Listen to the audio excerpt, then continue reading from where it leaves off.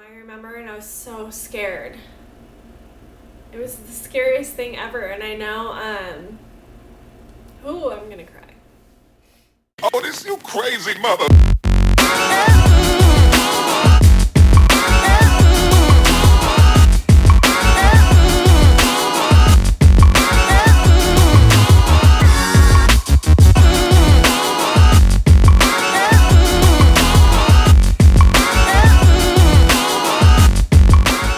Hi everyone, and welcome back to my channel. If you are new here, my name is Dana, and I am a mom of 3.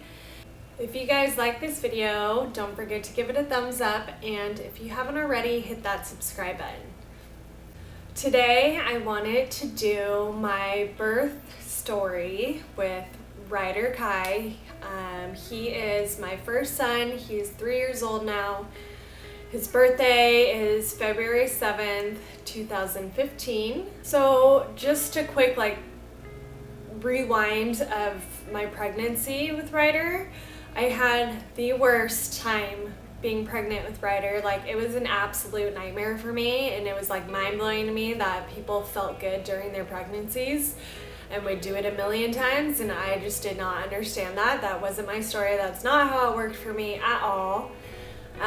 When I was pregnant with Ryder, I just was sick all the time. I had a big flare-up eczema rash thing that went all over my body. I gained a whole bunch of weight, and I was just so uncomfortable and just felt like crap the whole entire pregnancy. There was not one part where I was like, oh, today I feel good. I absolutely hated being pregnant. And I want to also say, I know I'm grateful that I got to be pregnant, and I'm grateful that I have Ryder here, and I don't want people to think that I'm not grateful or that I'm just a complainer, because that's not the case. I am really grateful. For me, my experience was miserable, and that's just my story. And so fast forward, the day I had Ryder, I think it was, I don't know, maybe around 3 or 4, and I went to the bathroom to go pee, and when I wiped, on the toilet paper, there's this mucus, gross, thick, it looked like someone spit a loogie, and I've never seen that before. It was disgusting. I had called my mom, and at that point I was in no pain, nothing was going on. I was 11 days early from my due date, and I called my mom and I said, Mom, some weird stuff came off, and she's like, do you still have it? Let me see a picture of it. And I found a picture on the internet because I had already flushed it, and I sent it to her, and she's like, oh, I think that's your mucus plug. My mucus plug? What the hell's that? No one ever told me about a mucus plug. No doctor ever said, hey, you might lose a mucus plug before you go into labor. No one ever said that to me. And so I looked it up, and a lot of the things that were said about it was that you could go into labor a week from then, you could go into labor right then, that night. And at that point, I was still only 1 centimeter dilated from my last check. And so after I figured that out, I kind of just waited, and I think my mind was really playing tricks on me, and I was like, am I in labor? Am I having contractions? I didn't know. And what's stupid about my story is that I didn't go to any classes. I didn't study anything. I was just women's bodies are supposed to have babies, so I'll figure it out. It'll be okay. No. I could go back and take a class, or however silly that may seem, or I don't know, watch a video. I'd never even seen someone give birth before. So I was just so naive about it all, and I don't know why the hell I did not figure that out sooner. But so mucus plug fell out. called my mom. She said, don't do anything until you go into labor. So I woke up that night, and my contractions, I started having contractions, but they just felt like light period cramps. So I was able to sleep through them, slept through the night. I woke up in the morning, they were a little bit more harsh and closer together. And then at that point, I just started timing them. And one of my good friends, Katie, had come over, and she was timing them with me, and we were sitting together, and I think Sean was at work. And they just started getting closer and closer and closer. And by that night, I'm trying to think and remember, it just was all so crazy. No, I think I waited it out through that night again. And then I woke up in the morning, and I told Sean, I'm not even sure on this. I may be totally wrong. But anyways, I told Sean, I think we need to go to the hospital. They're getting really close together, and I'm starting to be in a lot of pain. I was crying at this point. So we went to the hospital, and the hospital told me that my contractions weren't close enough together, or they weren't intense enough. And then my water hadn't broke. I was still only a centimeter dilated, so they let me walk around the hospital for a while. And Ryder, at that point, I think he was face down, but he was faced the wrong way. We had to shift him. And so we were doing these exercises together, and at that point I was just in so much pain, and Sean was totally, no offense babe, I love you, but he's the worst labor partner, like the whole time, just on his phone. Then like we had to do these exercises, and at that point I was so tired already. I was just over it, and the nurse was helping me, and I was holding on to Sean like this, and we were swaying back and forth, trying to get Ryder to move a little bit, and I was just bawling, crying because I was so tired. And Sean goes, man up, you gotta man up, we gotta do this. And I was like, are you fucking kidding? And the nurse, I'll never forget, the nurse, I always tell this story because it's so funny, because it's so my life. But the nurse just pointed to the back, and she's like, there's a waiting room back there. You need to go take a nap. She's talking to Sean. You need to go take a nap and just go away. I got her for a sec. So it was me and the nurse, and she was taking care of me. We had an ultrasound tech come up because I hadn't felt Ryder move that whole time I was in labor. It was probably like 20 hours at that point. I hadn't felt him move at all, so that really worried me. And so they brought an ultrasound tech up, and they like contemplated on whether or not to keep me. My mom was there at that point, and the nurse came in. She said, you know what, you still have a long ways to go, and you need to go home and do the rest of your labor at home. So I went home with Sean, and we were in and out of the bath. And the bath is actually like the best place I felt the whole time.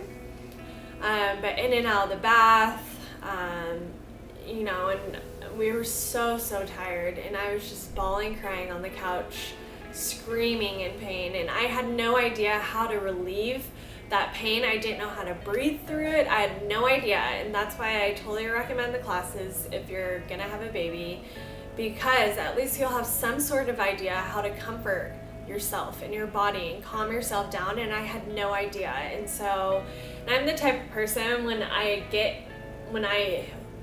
am in pain, I tense up, and I always hold my breath, and I always forget to breathe. And so I think for me, if I would have known some breathing exercises, maybe the whole experience would have been different for me. And finally, it was the next day, or no, I think it was that night. My God, don't even ask me the times, because I don't even know what time Ryder was born. Anyways, so I told Sean, I'm like, we have to go back. I can't do this anymore. Like, we have to go back. So we went back. This is like hours later. We went back to the hospital, and still I wasn't dilated. My water wouldn't break, and I think at that point I was in labor for 36 hours. And so they decided to keep me and help me get into labor as far as breaking my water and seeing if that would speed the process up. So we're sitting there and you're sitting you're laying on the bed with your feet up like you're about to have a baby.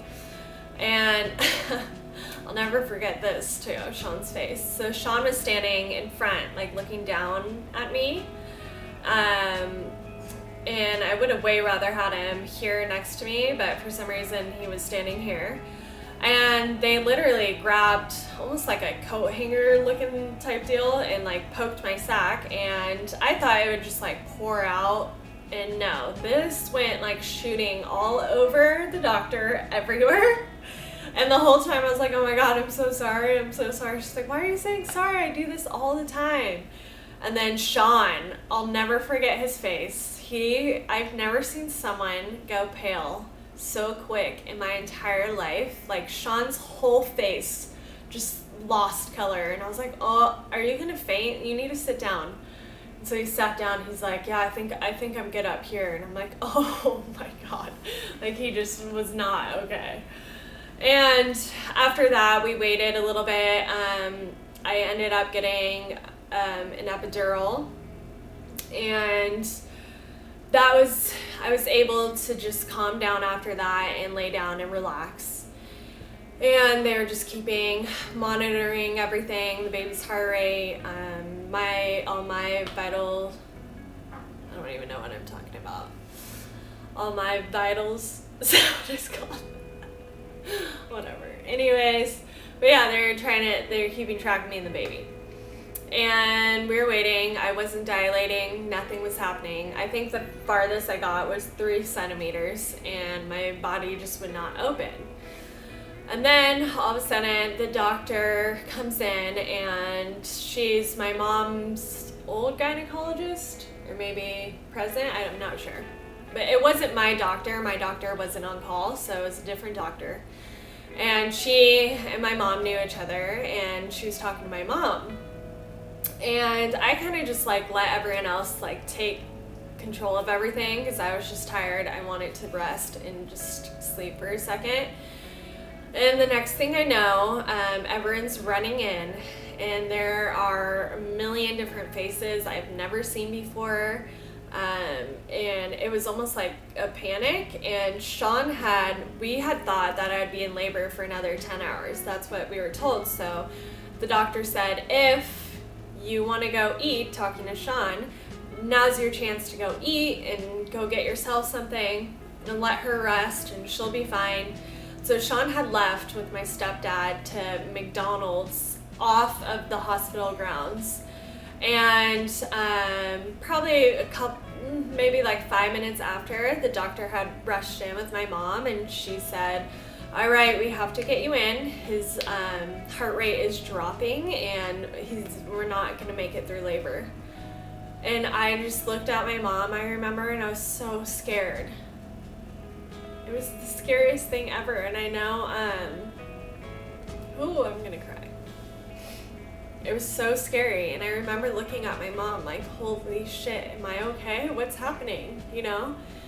And I go, okay, can you call Sean? And so we're trying to get a hold of Sean and my stepdad, and I don't think they were picking up. And I go, okay, can my mom go in with me? And she's like, well, if your mom goes in, then Sean can't come in when he gets here. It's only one person's allowed in there. And we were going in for a C-section, and I was so scared to be alone, and I didn't know what to do because we hadn't got a hold of Sean yet. And so I just said, we're gonna wait for Sean. And so they started prepping me for surgery, got me on one of those gurneys or whatever, not a gurney, whatever, something. And they got me on, and I was heading, and my mom was next to me, and she just said, it's gonna be all right, you're gonna be okay. And they took me into this big room by myself. And I was and then they moved me over to the operating table, and from there the doctor had pinched my stomach. And I had no idea if Sean was gonna show up or not.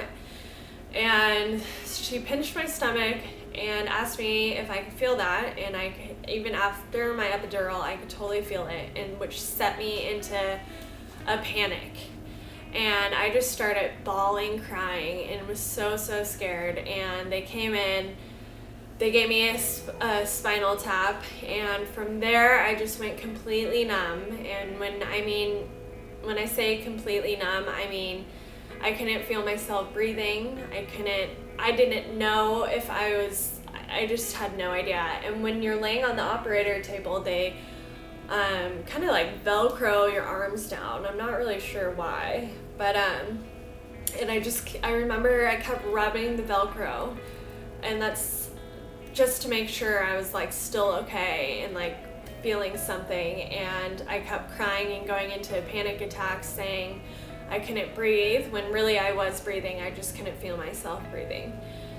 And finally Sean rushes in, and he's all geared up, and Sean, I'm bawling, crying, having a major anxiety attack, and Sean is over here taking selfies and like and I was just bawling, crying. It was just not it was the scariest moment of my life, and I didn't know what was going on. I didn't know if I was okay. I didn't know if the baby was okay.